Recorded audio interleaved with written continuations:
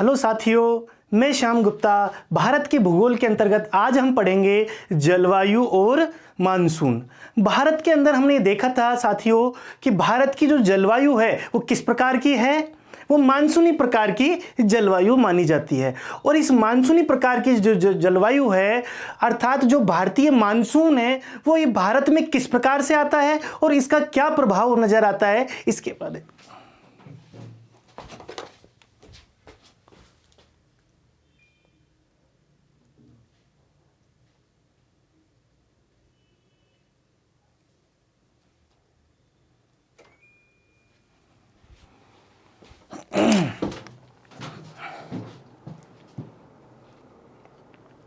Hello साथियों, मैं श्याम गुप्ता। आज हम पढ़ेंगे भारत के भूगोल और इसके अंदर हम पढ़ रहे थे कि मानसून और जलवायु। मानसून जलवायु के अंदर आज हम देखेंगे कि जो भारतीय मानसून है वो किस प्रकार से भारत में आता है और इसके किस प्रकार से प्रभाव नजर हमें आते हैं और कौन कौन से कारक भारतीय मानसून को लाने के लिए जिम्मेदार है। वैसे तो देखें तो यहाँ पर ये देखने वाली बात है कि मानसून किस तरीके से आता है, उसकी क्या प्रोसेस है और वो किन समय में आने के लिए जिम्मेदार है। आदि जो चीजें हैं वो अभी तक वास्तविक रूप से स्पष्ट नहीं हो पाई है। हाँ, बिल्कुल ताज्जुब की बात है कि अभी तक वास्तविक रूप से स्पष्ट नहीं हो पाई है, लेकिन वैज्ञानिकों ने इसमें जितना भी अध्ययन किया है अभी तक और प्रत्यक्ष और प्रमाणों के आधार पर जो कार्य हुआ है उसका ही हम यहाँ पर अध्ययन करेंगे। तो भारतीय मानसून, सबसे पहली जो बात है, ये मानसून शब्द की उत्पत्ति कहां से हुई। तो मानसून शब्द अरबी भाषा का जो शब्द है, इसका अर्थ है मौसम। ठीक है, मौसम शब्द से मानसून बना है और मौसम शब्द है कैसा, अरबी भाषा का, और जिसका अर्थ होता है ऋतु। क्या अर्थ होता है, ऋतु। तो यहां पर मानसून मौसम शब्द से बना है और मौसम शब्द है अरबी भाषा और जिसका अर्थ होता है ऋतु।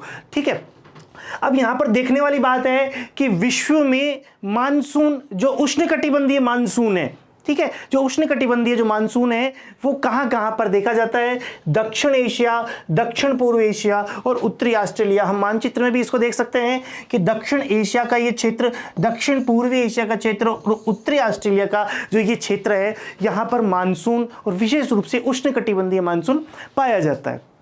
अब यहां पर मानसून की यदि हम बात करें तो मानसून होता क्या है, इसके बारे में हम पहले भी देख चुके हैं, फिर दोबारा देख सकते हैं कि मानसून का क्या अर्थ होता है कि ऋतु के अनुसार दिशा, पवनों की जो दिशा है उसमें उत्क्रमण देखा जाता है। जहां एक समय में पवनों की दिशा इस तरफ अर्थात दक्षिण पश्चिम होती है, वहीं दूसरी ऋतु में ये जो दिशा है पवनों की व्युत्क्रमित होकर के, उल्टी होकर के उत्तर पूर्वी दिशा से आती हुई नजर आती है। तो ऋतु के अनुसार यदि पवनों की दिशा में उत्क्रमण हो जाए तो उसे हम क्या कहते हैं, मानसून कहते हैं। समझ में आया। इसके बाद देखते हैं मानसून के सिद्धांत कौन से हैं जिनके आधार पर हम बता सकते हैं कि मानसून के कारण कौन कौन से हैं। तो पहला है चिरसम्मत परिकल्पना, जो शुरुआत से मानी जा रही थी चिरसम्मत, और इसका मुख्य सिद्धांत है ऊष्मीय सिद्धांत, जो किसने दिया था, एडमंड हेली ने दिया था। अनेक जगह पर यह प्रश्न पूछा जाता है कि चिरसम्मत सिद्धांत, मानसून का चिरसम्मत जो सिद्धांत है, जो क्लासिकल थ्योरी है, वो किसने दी थी। उसका नाम है ऊष्मीय सिद्धांत। ये दी थी एडमंड हेली महोदय ने। ठीक है, ये हमें ध्यान रहेगा। और जो आधुनिक परिकल्पनाएं हैं वो बहुत सारी परिकल्पनाएं हैं। जहां पर ITCZ है वो फ्लोन महोदय ने दिया था। जेट स्ट्रीम है, जेट स्ट्रीम भी दो प्रकार की, यहां पर पछुआ जेट स्ट्रीम और पूर्वी जेट स्ट्रीम। इसके बाद देखते हैं अल नीनो, ला नीनो और हिंद महासागरीय ध्रुव।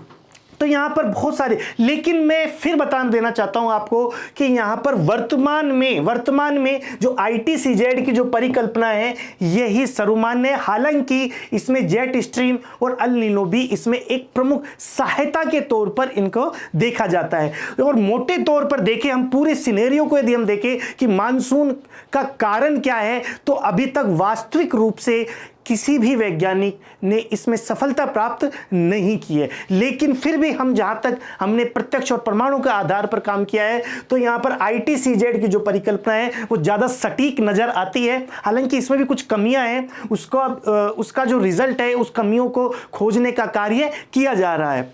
ठीक है, और बाकी के जितने भी सिद्धांत है ये इसमें सहायता प्रदान करते हैं। ठीक है, ये हमारे ध्यान रहेगा। तो पहला जो है वो है ऊष्मीय सिद्धांत। ऊष्मीय सिद्धांत जो है चिरसम्मत के अंदर आता है और हैली महोदय ने इसके बारे में सर्वप्रथम बतलाया था। उनके अनुसार वो ऐसा मानते हैं कि जो स्थल भाग है और जलीय भाग है इसमें तापीय विभेदन पाया जाता है, और ऐसा होता भी है। वास्तविक रूप से देखें तो जल भाग है वो जल्दी ठंडा ना होकर के देरी से ठंडा होता है और देरी से ही गर्म होता है जल भाग। ठीक है, उसी प्रकार से जो स्थल भाग है वो जल्दी ठंडा होता है और जल्दी ही गर्म होता है। तो यही कारण है साथियों कि यहाँ स्थल भाग और जल भाग के तापमान में अंतर देखा जाता है, और जब तापमान या टेम्परेचर में अंतर देखते हैं तो वहीं दाब में भी अंतर देखा जाता है, क्योंकि हम जानते हैं कि तापमान जो है, तापमान इन्वर्सली प्रोपोर्शनल टू दाब या टेम्परेचर, ये बिल्कुल सर्वमान्य सिद्धांत है। जिस क्षेत्र का तापमान ज्यादा होगा उस क्षेत्र का दाब कम होगा, और यहां पर दाब में परिवर्तन होने के कारण दाब प्रवणता कार्य करती है, और दाब प्रवणता कार्य करने के कारण उच्च दाब से निम्न दाब की ओर पवनें चलती है। यह बात भी हम जानते हैं।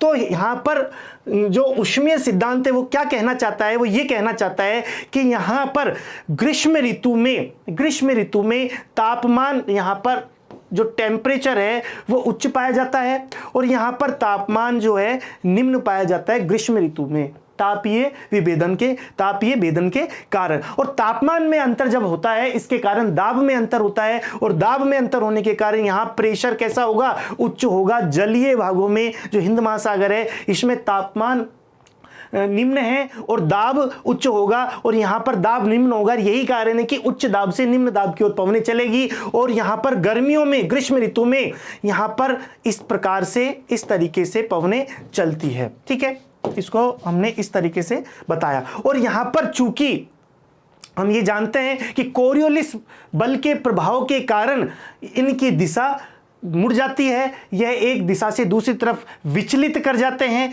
और यही कारण है कि ये दक्षिण पश्चिम से लेकर के उत्तर पूर्व की ओर ये पवनें गमन करती है, जिसे दक्षिण पश्चिम मानसून कहा। ठीक है, इसके विपरीत जब शीत ऋतु होती है तो शीत ऋतु में इसके विपरीत अवस्था देखी जाती है। तो यहां पर तापमान कैसा रहेगा शीत ऋतु में, यहां पर तापमान नीचा रहेगा क्योंकि सर्दियों की है, अपेक्षाकृत जलीय भाग से यहां पर कम रहेगा तापमान, और यहां तापमान उच्च रहेगा। और तापमान में इस भिन्नता के कारण ही यहां पर जो टेम्परेचर है वो निम्न रहेगा और प्रेशर है वो उच्च रहेगा। ठीक है, ध्यान रहेगा। और यहां पर जलीय जो भाग है वहां टेम्परेचर जो है वो उच्च रहेगा अपेक्षाकृत इसके, और जो प्रेशर है, दाब है, वो निम्न रहेगा। और हम ये सब जानते हैं कि उच्च दाब से निम्न दाब की ओर पवनें चलती है। और यहां पर सर्दियों की ऋतु में, शीत ऋतु में इस वजह से स्थल भाग से जलीय भाग की ओर पवनें चलेगी, जिसे हमने क्या नाम दिया, जिसे हमने दिया उत्तर पूर्वी मानसून। ध्यान रहेगा। और यहां पर साथियों एक चीज और देख लेनी है कि चूंकि ये दक्षिण पश्चिम जो मानसून है ग्रीष्म ऋतु में जलीय भाग से आता है, आर्द्रता लेते हुए आता है, इसलिए स्थल भाग में वर्षा करता है। लेकिन इसके विपरीत शीत ऋतु में उत्तर पूर्वी जो मानसून है वो स्थलीय भाग से आता है, आर्द्रता नहीं पाई जाती है, इस वजह से यह वर्षा नहीं लाता है अमूमन तौर पर। कुछ यहां पर अपवाद को छोड़ देते हो। ठीक है, तो इस तरीके से यहां पर पहला सिद्धांत होता है ऊष्मीय सिद्धांत, ये हमारे ध्यान रहेगा। इसके बाद हम देखते हैं दूसरा ITCZ का सिद्धांत। अब ये किसने दिया था, ये फ्लोन महोदय ने दिया था। इसका पूरा नाम है इंटरट्रॉपिकल कन्वर्जेशन जोन, ITCZ। अभी बेसिकली होता क्या है इसके बारे में हम देख लेते हैं कि यदि हम देखें तो इस ग्लोब के जो मध्य है अर्थात विषुवत रेखा के समीप यहां पर ITCZ का निर्माण होता है। और इसमें होता क्या है कि जो व्यापारिक पवन होगी, व्यापारिक पवनें यहां पर इसमें विस्तृत हो जाएगी।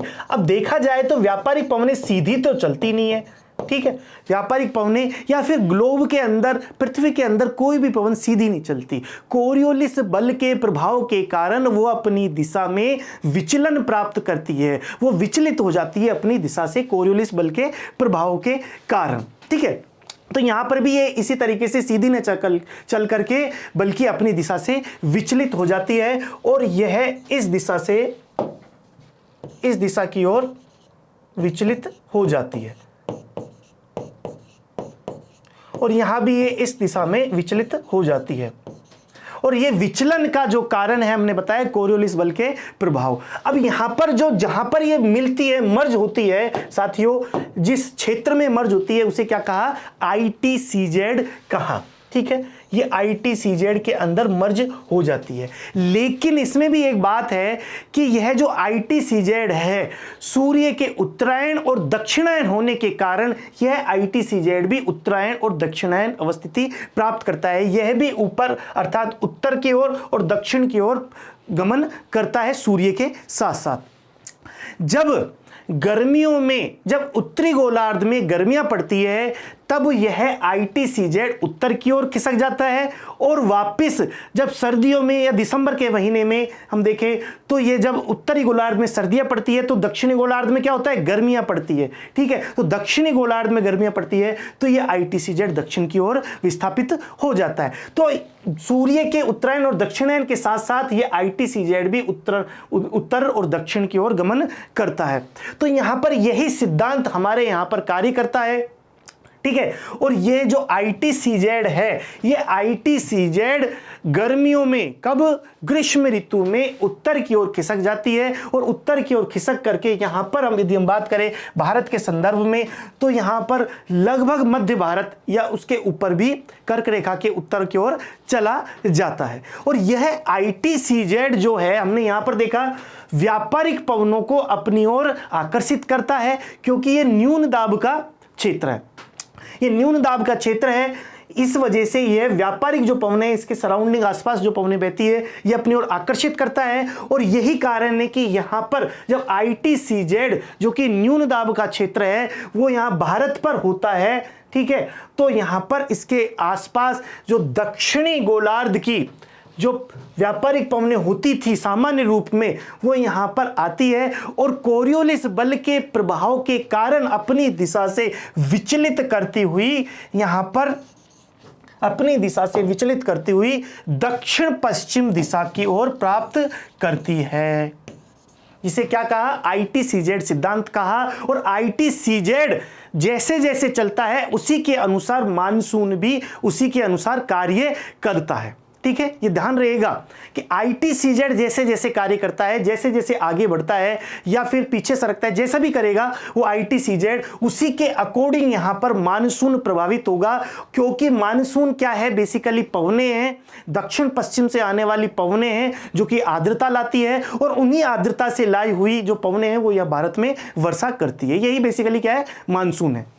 ठीक है, तो यहां पर जो न्यून दाब का ITCZ जो क्षेत्र है वो अपनी ओर पवनें आकर्षित करता है जो कि दक्षिण पश्चिम से आने वाली पवनें इसमें समाहित हो जाती है और उसी से वर्षा होती है। और जब तक ये ITCZ भारत के इस क्षेत्र में रहेगा या फिर जहां पर भी रहेगा तब तक वो बारिश रहेगी, वो मानसून आता रहेगा। और जैसे जैसे ITCZ का दक्षिणायन होना प्रारंभ होता है वैसे वैसे ही, यहां पर दोबारा देख लेना है, जैसे जैसे ITCZ का दक्षिणायन या दक्षिण की ओर जाना स्टार्ट हो जाता है वैसे वैसे मानसून भी रिट्रीट होने लगता है, वापस अपनी ओर प्रतिस्थापित होकर के दक्षिण की ओर बढ़ने लग जाता है। ये ध्यान रहेगा हमें। ये सिद्धांत किसने बताया था, फ्लोन महोदय ने इसके बारे में चर्चा की थी। लेकिन इस सिद्धांत में भी बहुत सारी कमियां ढूंढी गई कि आखिर में ये कुछ समय पर ही, विशिष्ट समय पर ही वर्षा क्यों होती है, विशिष्ट स्थानों पर ही वर्षा क्यों होती है जब ITCZ पूरे भारत में कार्य करता है, आदि बहुत सारी जो समस्या थी वो इसके साथ में जुड़ी हुई थी, बहुत सारे प्रश्न भी इसके साथ में जुड़े हुए थे। ये चीज हमें ध्यान रहेगी। ठीक है, ये ITCZ सिद्धांत। इसके बाद हम देखते हैं कि यहाँ ITCZ की जो स्थिति है, हमने अभी बताया था ITCZ की जो इंटरट्रॉपिकल कन्वर्जेशन जो जोन है जिसे हमने ITCZ कहा, इसके अंदर जो ग्रीष्म ऋतु है, ग्रीष्म ऋतु में यह दक्षिण पश्चिम के रूप में कार्य करेगा, दक्षिण पश्चिम के रूप में कार्य करेगा और यहाँ पर न्यून दाब क्षेत्र विकसित करेगा। ठीक है। इसके विपरीत यदि हम बात करें सर्दी की ऋतु में, सर्दियों में ये जो ITCZ है ये दक्षिण की ओर सरक जाएगा, जैसे कि हमने देखा कि ऑस्ट्रेलिया के समीप डार्विन नाम का जो स्थान है वहां की तरफ चला जाएगा। और चूंकि ये न्यून दाब का क्षेत्र है इसलिए इसके आसपास के क्षेत्र से ये वायु या पवनें अपनी ओर आकर्षित करेगा। और यही कारण है कि यहाँ पर ये जो पवनें हमें दिखाई दे रही है, घूमती हुई पवनें दिखाई दे रही है, यह उत्तर पूर्वी मानसून के रूप में यहाँ से निकलती है भारत से।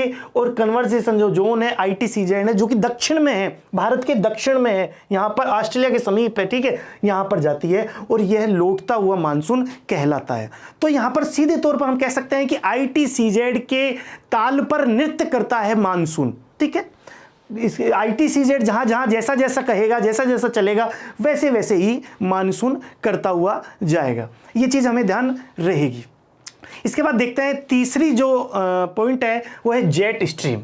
अब जेट स्ट्रीम होती क्या है इसके बारे में एक छोटा सा आइडिया देख लेते हैं कि बेसिकली 30 डिग्री पृथ्वी के यहाँ पर 30 डिग्री और 60 डिग्री पर ऊंचाई में, ठीक है, क्षोभ सीमा पर ऊंचाई में कुछ पवनें होती है जो ऊंचाई में चलती है, ठीक है। और यहाँ पर बहुत देखा जाए तो सर्पिलाकार रूप से बहती है, सीधी नहीं बहती, सर्पिलाकार रूप से ऊंचाई में बहती है, क्षोभ सीमा पर बहती है और पश्चिम से पूर्व की ओर बहती है, ठीक है। ये हमें ध्यान रहेगा, ठीक है।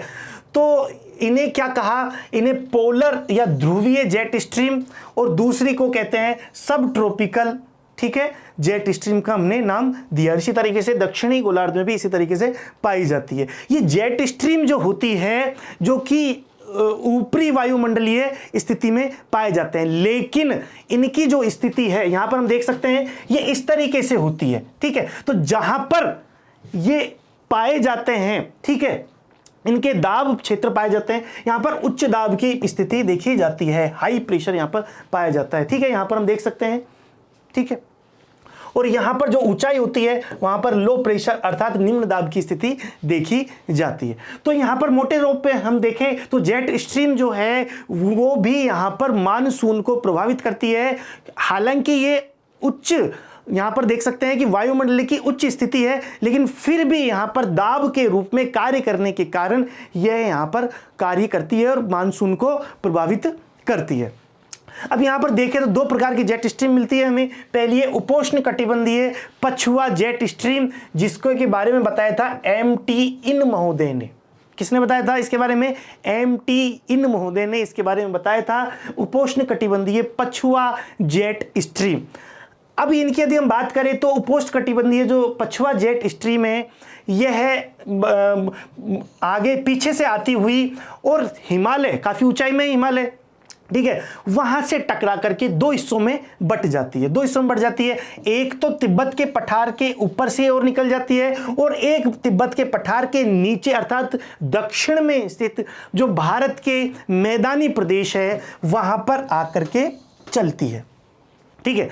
अब साथियों ये आप देख लीजिए कि यदि ये जेट स्ट्रीम या मध्य भारत में या भारत के मैदानी प्रदेश में चलेगी तो यहां पर उच्च दाब का कार्य करती है, और उच्च दाब का जब कार्य करेगी तो क्या ये पवनों को अपनी ओर आकर्षित कर पाएगी? बिल्कुल नहीं कर पाएगी। जब यहां पर पवनों को आकर्षित ही नहीं कर पाएगी तो ये पवनों को क्या करेगी, बल्कि दूर खसकाएगी, ठीक है, दूर धकेलेगी, ठीक है। तो यहां पर इस तरीके के दबाव का कार्य करती है, यहाँ पर उच्च दाब क्षेत्र विकसित करती है मध्य भारत में, और उच्च दाब विकसित होने के कारण यहाँ की जो पवनें हैं वो दूर खिसकाती है, दूर सरकाती है, और इसके कारण से यहाँ की जो पवनें हैं वो दूर हटती है, उच्च दाब विकसित हो जाता है। दूर हटने के कारण, ये कब की बात है? ये शीत ऋतु की बात बता रहा हूं मैं, ठीक है। और इसी के साथ में एक चीज और होती है, एक तो दो कार्य करती है। पहला कार्य तो क्या करती है, यहाँ पर जो पवने को दूर, उच्च दाब के कारण पवनों को दूर हटाती है, और दूर हटाने के कारण यहाँ के जो मानसून था उसको दूर सरकाती हुई उत्तर पूर्वी मानसून के रूप में यहाँ से वापस भेज देती है, ठीक है, पहला काम। दूसरा काम ये क्या करती है इस प्रकार की जेट स्ट्रीम कि पश्चिम से आने वाले जो विक्षोभ है, ठीक है, पश्चिमी विक्षोभ जो कहते हैं, उनको भी लाने का कार्य करती है। क्योंकि मैंने अभी बताया था आपको कि यहाँ पर जो ये जेट स्ट्रीम है पश्चिम से पूर्व की ओर चलती है। ठीक है, तो पश्चिम से आने वाले शीत ऋतु में जो यहाँ पर पश्चिमी विक्षोभ है उनको भी लाने का कार्य करती है, और उससे क्या होता है, सर्दियों में मावट के रूप में हमें वर्षा प्राप्त होती है, जिससे कि गेहूं आदि फसलों में हमारे लिए यहाँ पर बहुत लाभकारी होता है, विशेष रूप से उत्तरी भारत में। ये हमारे ध्यान रहेगा। इसके बाद हम देखते हैं इसमें कि यहाँ पर 3 स्थिति है, इसकी यहाँ पर 3 स्थिति है। दिसंबर जनवरी की जो स्थिति है वो इस प्रकार से है। दिसंबर जनवरी की जो स्थिति रहेगी वो इस तरीके से रहेगी कि यहाँ पर जो जेट स्ट्रीम है उसके 2 भाग हो जाएंगे।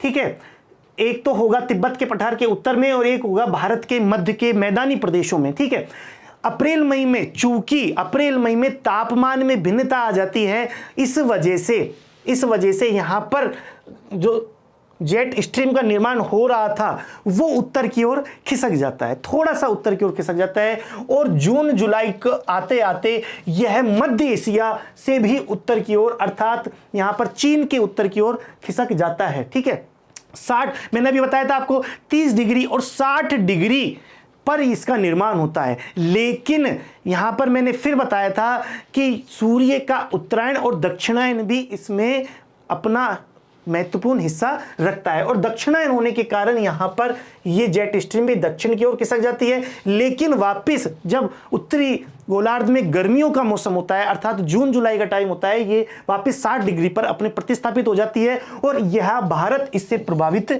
नहीं होता। ठीक है, ध्यान रहेगा। लेकिन सर्दियों में भारत इससे प्रभावित होता है और मानसून को यह प्रभावित करता है। ठीक है, इसके बाद देखते हैं दूसरी जेट स्ट्रीम जिसका नाम है उष्णकटिबंधीय पूर्वा जेट स्ट्रीम। ये किसने बताया था? भारत के एक महान वैज्ञानिक हुए पी कोटेश्वरम ने इसके बारे में बतलाया था। प्रश्न सीधे तौर पर पूछे जा सकते हैं कि यहां पर उष्णकटिबंधीय पूर्वा जेट स्ट्रीम के बारे में किसने बतलाया था। ठीक है, हम सब ये जानते हैं कि हिमालय जो पर्वत है, हिमालय पर्वत की यहाँ पर जो स्थिति है ये हम सब जानते हैं, और इस हिमालय के साथ साथ में कुनलुन शान का जो पर्वत है जो कि चीन के अंदर है। ठीक है, इन दोनों के मध्य क्या है, तिब्बत का पठार स्थित है, और काफी ऊंचाई में इसकी स्थिति पाई जाती है। और यहाँ पर ऊंचाई में जब स्थिति देखते हैं तो यह भी हमें पता चलता है कि यह बहुत जल्दी गर्म हो जाता है, और इतनी ऊंचाई पर यदि गर्मी होगी, तापमान बढ़ेगा, तो काफी ज्यादा मात्रा में दाब की कमी देखी जाती है। तापमान अधिक, दाब की कमी, और यहाँ की जो हवाएं हैं वो ऊपर की ओर उठेगी। ऊपर की ओर जब उठती है तो वहां जो पवनें हैं, जो हवाएं हैं, वो इकट्ठी हो जाती है। ऊपरी वायुमंडल की स्थिति में यहां पर हम बात कर रहे हैं, तो वहां ऊपर की ओर उठती है, और ऊपर की ओर उठने पर पवनें इकट्ठी हो जाती है। इकट्ठी होकर के वो वहां पर विपरीत दिशा में आकर के यहां पर जहां पर दाब कैसा होगा, दाब उच्च होगा, वहां जाकर के हम बता रहे हैं मस्करनी हाई अर्थात उच्च दाब यहां पर पाया जाता है। तो यहां पर आकर के वो प्रतिस्थापित होती है और आखिर में यहां आकर के दब जाती है, और इस तरीके से पवनों का यहां पर प्रतिस्थापन हो जाता है, और धरातल पर इस तरीके से पवनें चलती है, और एक साइकिल इस प्रकार से चलने लग जाता है। ठीक है, यहां से पवनें ऊपर की ओर उठेगी, ऊपर की ओर उठ करके ऊपरी वायुमंडलीय स्थिति में जाकर के दूसरी जगह पर प्रतिस्थापित होकर के नीचे की ओर दब जाती है, प्रतिस्थापित हो जाती है, उच्च दाब का कारण बनती है। तो जहां पर दबी, जहां पर गई, वहां पर उच्च दाब बनेगा, और जहां से ऊपर उठ रही है वहां पर क्या होगा, निम्न दाब का निर्माण होगा। इसी प्रकार से यहां पर भी इसी तरीके से एक साइकिल का निर्माण होता है, और इसे चूंकि यह पूर्व से आती हुई ऊपरी वायुमंडलीय स्थिति है तो इसलिए पूर्वी जेट के नाम से जानी जाती है। पी कोटेश्वरम ने इसके बारे में बतलाया था। लेकिन इसमें एक बात है जो हमें समझनी होगी कि पहली बात तो क्या है कि ये स्थायी नहीं है। ठीक है, स्थायी क्यों नहीं है? क्योंकि यहाँ पर हमने बताया था केवल गर्मियों के समय में यहाँ उच्च तापमान पाया जाता है, इसलिए यह स्थायी नहीं पाई जाती। दूसरी इसमें एक और बात हमें समझनी होगी कि यहाँ पर इसकी वास्तविक जो वस्तु स्थिति है वो स्पष्ट नहीं हो पाई है। कुछ वैज्ञानिकों ने इस पर आपत्ति दर्ज की है कि इस प्रकार की जेट स्ट्रीम नहीं पाई जाती। ठीक है, लेकिन पी कोटेश्वरम ने अपने प्रमाण और प्रत्यक्ष जो प्रमाण थे उनके आधार पर उन्होंने इसके बारे में बतलाया।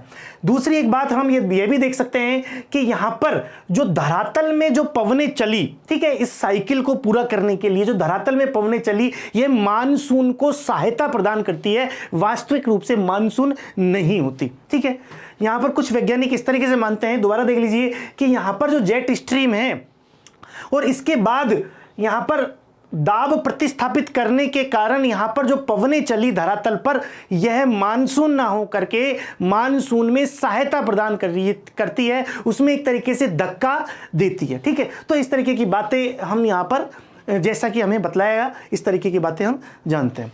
अगला है हमारा यहां पर अल नीनो। अब अल नीनो क्या चीज़ है, इसके बारे में हम थोड़ा सा देख लेते हैं। अब इसमें दो चीज़ें हमें ध्यान करनी होगी कि यहां पर दो प्रकार की चीज़ें होगी। अल नीनो में दो प्रकार की चीज़ें होगी साथियों, कि एक तो है सामान्य वस्तु स्थिति क्या है, सामान्य वर्षों में क्या होता है, और दूसरी स्थिति है कि अल नीनो के वर्षों में क्या होता है। अल नीनो का जो मामला है, अल नीनो का जो है, ये कुछ सालों के पश्चात होता है, सामान्य वर्ष। ठीक है, जैसे हम रोज रोटी सब्जी खाते हैं, लेकिन कभी कभी हम क्या करते हैं, कभी कभी हम स्पेशल पकवान खाते हैं। उसी तरीके से सामान्य वर्षों में क्या स्थिति थी और स्पेशल अल नीनो या ला नीनो के वर्षों में क्या होता है, उसके बारे में दोनों में अंतर हम समझेंगे। बेसिकली अल नीनो होता क्या है, अल नीनो है वो स्पेनिश भाषा का शब्द है जिसका अर्थ होता है बालक, और ला नीनो का मतलब होता है बालिका। ठीक है, और यह दिसंबर के आखिरी जो सप्ताह होता है उसमें आता है, और यहाँ पर यीशु का जन्म भी होता है, प्रभु यीशु का जन्म होता है, 25 दिसंबर के आसपास इसकी उत्पत्ति होती है, इसीलिए इसे नन्हे यीशु के नाम से भी जानते हैं। ठीक है, अब सामान्य वर्षों में क्या होता है, इसको अच्छे से समझ लीजिए, अनेक जगह पर इससे संबंधित प्रश्न पूछे जाते हैं, और यह जो ला नीनो अल नीनो की जो संकल्पना है ये बहुत आसान है। दूसरी, इसमें से बहुत सारे प्रश्न पूछे जाते हैं, लगभग हर एग्जाम्स में इसमें से प्रश्न पूछे जाते हैं। ठीक है, तो सामान्य स्थिति में होता क्या है कि यहाँ पेरू जो है, ये क्या है, पेरू का जो तट है, दक्षिण अमेरिकी ये क्षेत्र है, दक्षिण अमेरिका है, ये उत्तरी अमेरिका है। ठीक है, इस दक्षिण अमेरिका के यहाँ पर तटीय स्थिति में ठंडी जलधारा प्रवाहित होती है, और ठंडी जलधारा जब प्रवाहित होती है तो यहाँ पर इस प्रकार का जो चिन्ह दिया हुआ है, ये सामान्य वर्ष को दर्शाता है। ठीक है, इस प्रकार का चिन्ह सामान्य वर्षों को दर्शाता है, और यहां पर इस प्रकार का असामान्य वर्ष या अल नीनो वर्षों को दर्शाएगा। तो हम पहले सामान्य स्थिति को देख लेते हैं। सामान्य स्थिति में होता क्या है कि यहां ठंडी जलधारा की उत्पत्ति होती है, ठंडी जलधारा की उत्पत्ति होने के कारण एक साइकिल का निर्माण होता है, और साइकिल का निर्माण जब होता है तो यहां पर निम्न दाब पाया जाता है। डार्विन जो कि ऑस्ट्रेलिया में डार्विन नाम के स्थान पर निम्न दाब पाया जाता है, और निम्न दाब पाए जाने के कारण ऊपर उठी पवनें, ऊपर उठी वायु जो ऊपर उठती है, और ऊपर उठने के बाद दो हिस्सों में बढ़ जाती है। एक हिस्सा है वो यहां पर दक्षिण अमेरिकी जो क्षेत्र है वो यहां आकर के गिर जाता है, और गिरने के बाद यहां पर उच्च दाब की स्थिति बनाता है, और उच्च दाब की स्थिति बनने के बाद एक साइकिल का निर्माण, एक चक्रीय अवस्था का निर्माण होने लग जाता है। उसी प्रकार से यहां हिंद महासागर में भी, ये प्रशांत महासागर की स्थिति है, और यहां हिंद महासागर में भी इसी प्रकार की स्थिति बनती है। यहां से ऊपर की ओर उठी, ऊपर की ओर उठने के बाद इस प्रकार की एक साइकिल का निर्माण भी यहां अमूमन तौर पर होता है। ये सामान्य वर्ष है। ठीक है, अब यहाँ की जो स्थिति हुई ये सामान्य वर्ष है। ठीक है, इसके बाद हम देखते हैं अल नीनो का वर्ष या अल नीनो का कारण। अब बेसिकली अल नीनो का कारण क्या है, इसके बारे में वैज्ञानिक एक मत नहीं है, लेकिन कुछ वैज्ञानिक मानते हैं कि अल नीनो जो है वो सूर्य कलंक का या सन स्पॉट जिसको हम बोलते हैं उनकी वजह से आता है। ठीक है, और कुछ वर्षों के अंतराल में आते हैं। ठीक है, तो अब हम ये देखते हैं कि अल नीनो की जो स्थिति हुई। अब अल नीनो में क्या होता है कि यहाँ पर जो ठंडी धारा जो प्रवाहित होती है पेरू के तट पर, वो ठंडी धारा प्रवाहित ना हो करके गर्म होती है, और गर्म होने के कारण हमें जानते हैं साथियों कि गर्म जो होती है वो हल्की होकर के ऊपर उठेगी, और ऊपर उठने के कारण यहाँ दाब जो पहले उच्च दाब था वो उच्च दाब ना होकर के निम्न दाब की स्थिति बनेगी, और इसके जो पहले जो साइकिल चलता था उस दिशा से विपरीत दिशा में ये साइकिल चलने लग जाएगा। ठीक है, ये दोबारा देख लीजिए, ये पहले साइकिल इस तरीके से चलता था, इस दिशा में चलता था, यहाँ पर इस तरीके से चल रहा था, ये चक्रीय अवस्था। यहाँ उच्च दाब की स्थिति थी, यहाँ धरातल पर इस तरीके से पवनें चलती थी, फिर यहाँ निम्न दाब की स्थिति होने के कारण ऊपर उठी और इस तरीके से ऊपरी वायुमंडल में यह इस तरीके से गमन करी और एक साइकिल का निर्माण हुआ। ये सामान्य स्थिति थी। लेकिन यहाँ अल नीनो की जो स्थिति होगी इसके विपरीत होगी, क्योंकि यहाँ पर पेरू के तट पर ठंडी धारा की जगह गर्म धारा प्रवाहित हो रही है और गर्म धारा प्रवाहित होने के कारण यहाँ ऊपर उठेगी, हल्की होकर ऊपर उठने के कारण, और इसके विपरीत दिशा में यह साइकिल बन जाएगा। जो पहले नॉर्मल जो सामान्य वर्षों के विपरीत दिशा में साइकिल बन जाएगा। और ये साइकिल केवल इतनी सी बात नहीं है कि ये साइकिल यहीं पर ही बन जाता है या खत्म हो जाता है, लेकिन ये पूरी पृथ्वी के मौसमी तंत्रों को प्रभावित करता है, पूरी पृथ्वी के मौसमी तंत्रों को प्रभावित करता है। ठीक है, जब ये यहां पर ऊपर निम्न दाब के कारण ऊपर उठ करके विभाजित हो रही थी, लेकिन यहां पर इसके अल नीनो के कारण दाब कैसा रहेगा, उच्च हो जाएगा। ठीक है, उच्च दाब हो जाएगा। इस वजह से जो हिंद महासागर में जो यहां पर इस प्रकार का चक्रीय अवस्था चल रही थी वो भी प्रभावित हो जाएगी। ठीक है, वो भी प्रभावित इससे हो जाएगी और इसके प्रभावित होने के कारण दाब में परिवर्तन होगा। विभिन्न स्थानों का जो दाब था उसमें परिवर्तन होगा और परिवर्तन के कारण यहां पर जो दक्षिण अमेरिकी जो क्षेत्र है, दक्षिण अमेरिकी क्षेत्र में जहां यहां पहले यहां पर कैसे थी, वर्षा नहीं होती थी, अपेक्षाकृत सूखा था, रेगिस्तान वाला क्षेत्र था, वहां पर वर्षा होगी। वर्षा क्यों होगी, क्योंकि यहां पर इस प्रकार की चीजें इस प्रकार की दिशा में ऊपर की ओर संवहन की प्रक्रिया होगी, गर्मी के कारण तापमान के कारण संवहन की प्रक्रिया होगी और उससे वर्षा प्राप्त होगी। लेकिन इसके विपरीत यहां पर जो ऑस्ट्रेलिया का जो क्षेत्र है, यहां पहले जब सामान्य वर्षों में वर्षा हो रही थी उसके विपरीत अल नीनो के वर्षों में यहां सूखा पड़ेगा। ठीक है, यहां सूखा पड़ जाएगा और उसी को प्रभावित करते हुए यह हिंद महासागर का जो चक्रीय सेल थी, ठीक है, ये चक्रीय अवस्था थी, यह भी प्रभावित होगी और इस प्रभावित होने के कारण मानसून भी प्रभावित होगा। ठीक है, यह चक्र कमजोर पड़ जाएगा। ठीक है, चक्र कमजोर पड़ने के कारण मानसून भी प्रभावित होगा और मानसून जब प्रभावित होगा तो भारत में कम वर्षा होगी। अनेक समय में आपने ये देखा होगा कि इस साल वर्षा कम क्यों है, क्योंकि अल नीनो आया हुआ है। और कभी कभी किन्हीं सालों में आपने यह भी देखा होगा कि ज्यादा वर्षा होती है, अपेक्षाकृत ज्यादा वर्षा होती है, उसका कारण है लाल नीनो। ठीक है, लाल नीनो में क्या होता है, ये जो सामान्य वर्ष का जो चक्रीय अवस्था थी वो और ज्यादा तेजी से कार्य करेगी, और ज्यादा तेजी से कार्य करेगी। तो यहां पर जो भारत में, ठीक है, जो भारत में इस प्रकार की जो अवस्था थी वो और ज्यादा तेजी से कार्य करेगी और यहां पर अफ्रीका के इन क्षेत्रों में उच्च दाब की स्थिति और ज्यादा तेज होगी, यहां पर और ज्यादा उच्च स्थिति बनेगी। तो यहां पर तेजी से पवनें चलेगी जो कि भारत में दक्षिण पश्चिमी मानसून को लाने के लिए और ज्यादा तेजी से धक्का देगी, और ज्यादा प्रेशर लगाएगी। ठीक है, और ज्यादा प्रेशर लगाएगी तो भारत में ज्यादा मात्रा में वर्षा होगी। तो इस तरीके से पूरे भारत, जो पूरे विश्व का जो तंत्र है वो यहाँ पर प्रभावित होगा अल नीनो और ला नीनो में। ठीक है, तो यहाँ पर हमने इस दोनों चीज़ों को देखा। अब अल नीनो का जो प्रभाव है इसको हम कैसे देखेंगे। अल नीनो का प्रभाव है, हमने अभी बतलाया था कि यहाँ पर जो सामान्य वर्ष है, ठीक है, वो कैसा है और अल नीनो का जो वर्ष है वो कैसा होगा। अल नीनो के प्रभाव के रूप में देखेंगे कि यहाँ पर जो सूखा पड़ेगा, इन क्षेत्रों में यहाँ पर सूखा पड़ेगा, यहाँ पर वेट हो जाएगा अर्थात वर्षा हो जाएगी, यहाँ पर वेट होगा, यहाँ पर वेट होगा, यहाँ पर वर्षा होगी।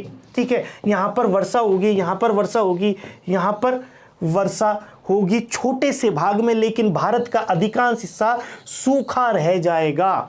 ये ध्यान करने वाली बात है, भारत का अधिकांश हिस्सा सूखा रह जाएगा। उसी तरीके से ऑस्ट्रेलिया का अधिकांश जो हिस्सा है वो भी यहां पर सूखा रह जाएगा।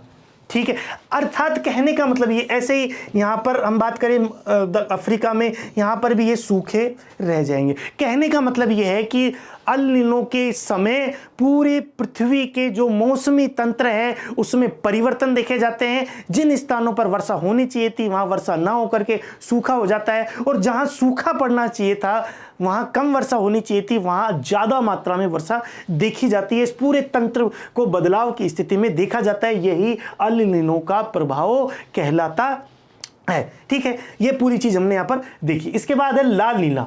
अब लाल नीलों को मैंने अभी आपको बताया था कि लाल नीलो क्या है कि अल नीलो का उल्टा है, और इसमें क्या है, सामान्य वर्षों के अंदर जो चक्र चलता है और वो चक्र और भी ज्यादा तेजी से और भी ज्यादा प्रभाव बल के कारण यहां पर कार्य करेगा, और लाल नीलों में इसी प्रकार से तेजी की अवस्था के साथ में ये कार्य करेगा, बहुत ज्यादा तेजी से ये कार्य करने लगेगा। ठीक है, और जहां पर भी हम देख सकते हैं जिन स्थानों में वर्षा हो रही होती है सामान्य वर्षों में और ज्यादा तेजी से वर्षा होगी, और जो स्थान शुष्क थे वो और ज्यादा शुष्क होंगे। तो इस प्रकार के प्रभाव यहां पर भी नजर आते हैं, और यही चीज जो है हमारे मानसून को प्रभावित करते हैं। इतनी सारी चीजों को हमने यहाँ पर मानसून को प्रभावित होते हुए देखा है, और यही अलग अलग जो कार्य हैं, अलग अलग जिसको हमने देखा कि ऊष्मीय प्रभाव से लेकर के लाल नीलों तक अलग अलग प्रभाव के रूप में हमें मानसून, जो भारतीय मानसून है वो हमारे सामने है। लेकिन फिर भी साथियों, फिर भी हमारे यहाँ पर